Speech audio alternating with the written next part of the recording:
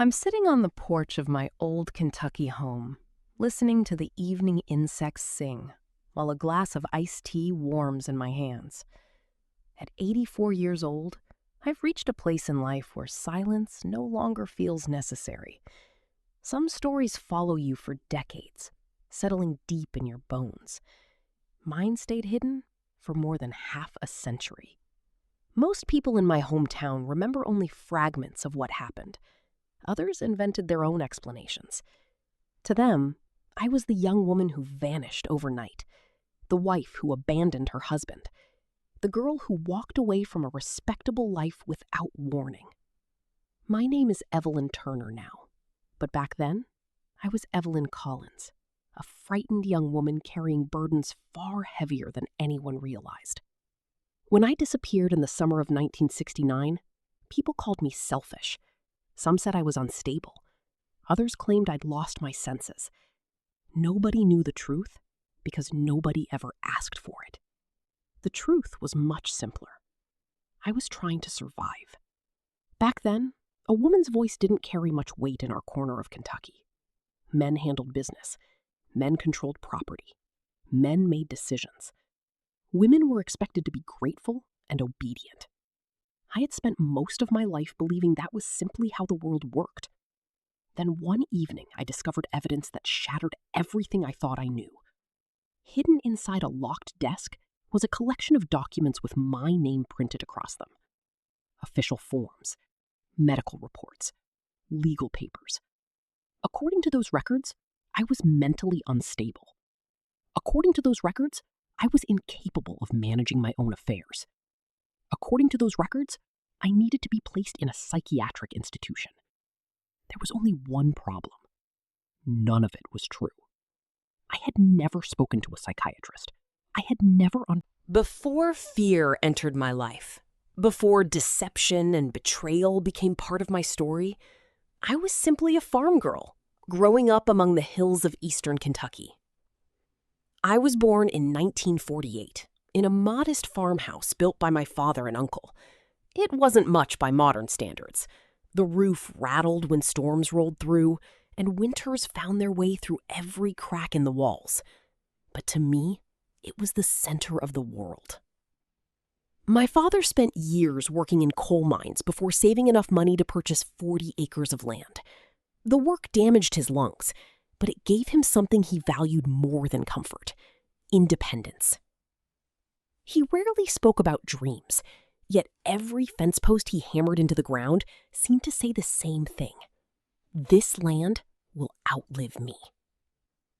My mother was the opposite: gentle, patient, endlessly resourceful.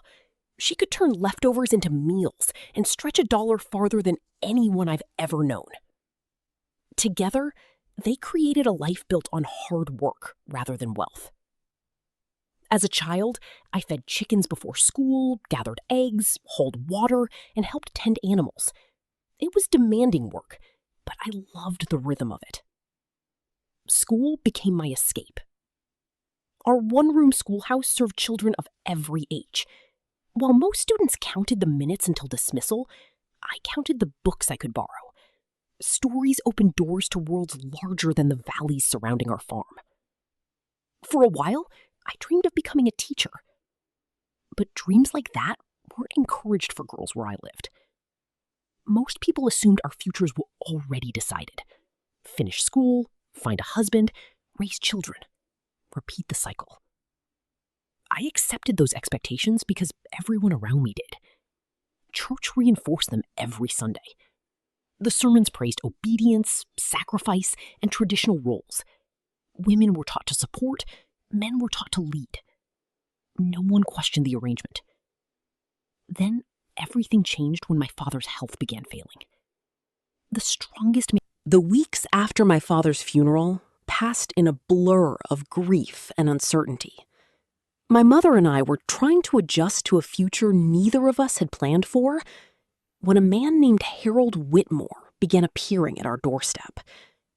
Everyone in town knew Harold. He owned the local feed store, served as a church deacon, and carried the reputation of a dependable businessman. Older than me by nearly 2 decades, He seemed respectable in every way that mattered to our community. At first, his visits appeared harmless. He brought food from church gatherings. He offered advice about taxes and property records. He asked whether we needed assistance managing the farm. My mother appreciated the attention. I tolerated it. Something about him unsettled me, though I couldn't explain why. Perhaps it was the way he spoke about the land. Every conversation eventually circled back to the property, the acreage, the legal responsibilities, the burden of ownership. According to Harold, the wedding took place only a few months after my father's death. People smiled. They congratulated us. They spoke about blessings and new beginnings. Meanwhile, I felt like I was attending someone else's ceremony. When the vows were exchanged, I remember looking around the church and wondering whether anyone could see how terrified I was. Nobody did. After the reception, Harold drove me directly to his house. There was no honeymoon, no celebration, no attempt to make me feel welcome. Within hours, I understood something was wrong.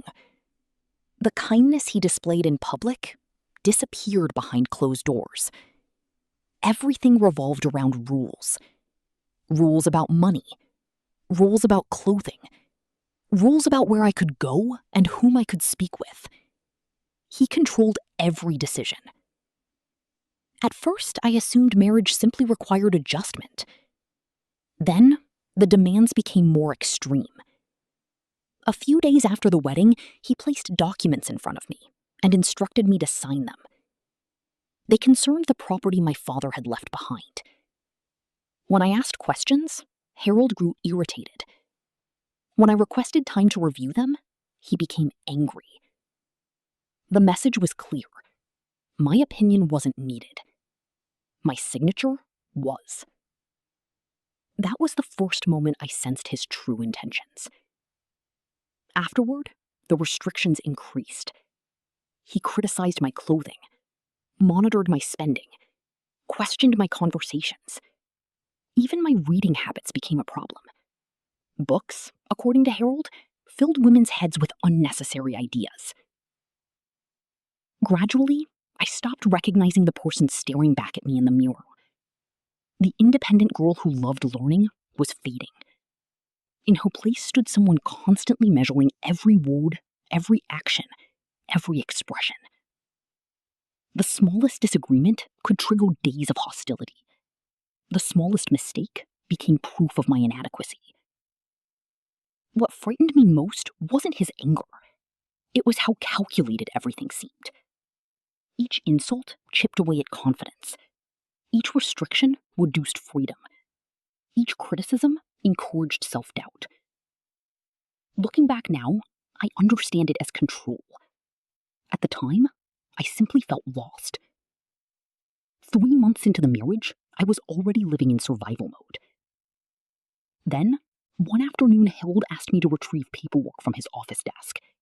The moment I opened that folder, every piece of my life suddenly fit together. The pressure to marry, the obsession with property, the constant comments about my emotions, the attempts to make me doubt myself. It all made sense. The documents inside described a woman I didn't recognize. A woman suffering from severe psychological problems. A woman incapable of making sound decisions. A woman who supposedly required immediate psychiatric confinement. That woman was me. Or rather, the version of me Harold had created on paper. Every report carried official-looking language and professional signatures. Some referenced evaluations that had never happened.